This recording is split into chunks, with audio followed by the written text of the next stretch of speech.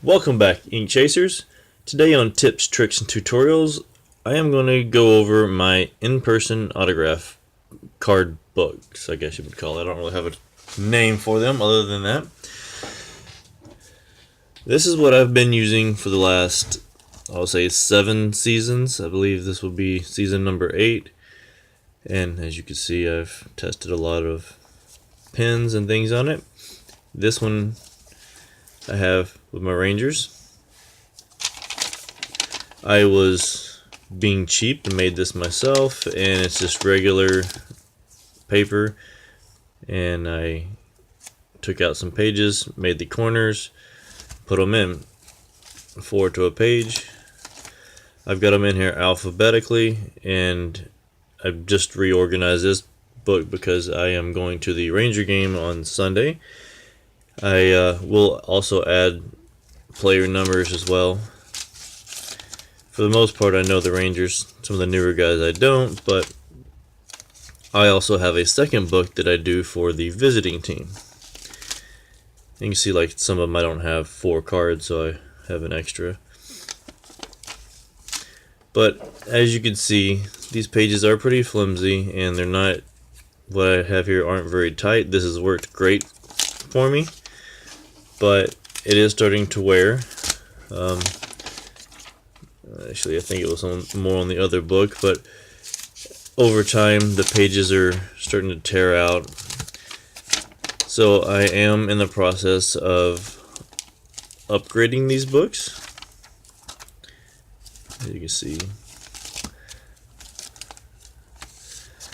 they work pretty good. I try to stick with cards all facing the same direction because it's easier.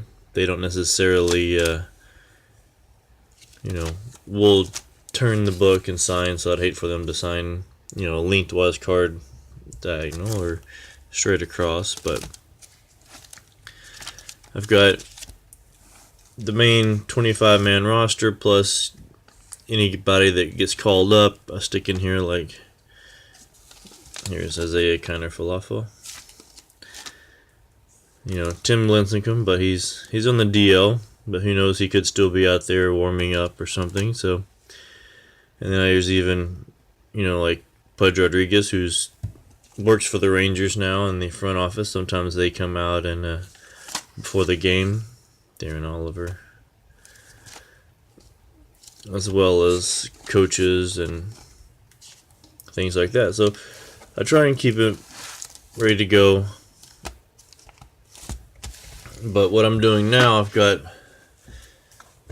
a new book that I'm in the process of making, which I now have it on cardstock, and this is for the Seattle Mariners. That's who's playing this weekend. And I got it on the cardstock, and I got actual photo tabs.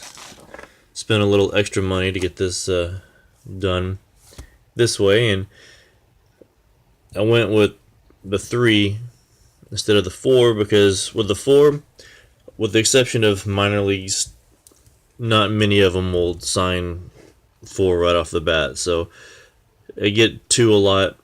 Sometimes 1, or a lot of the times 1, sometimes 3.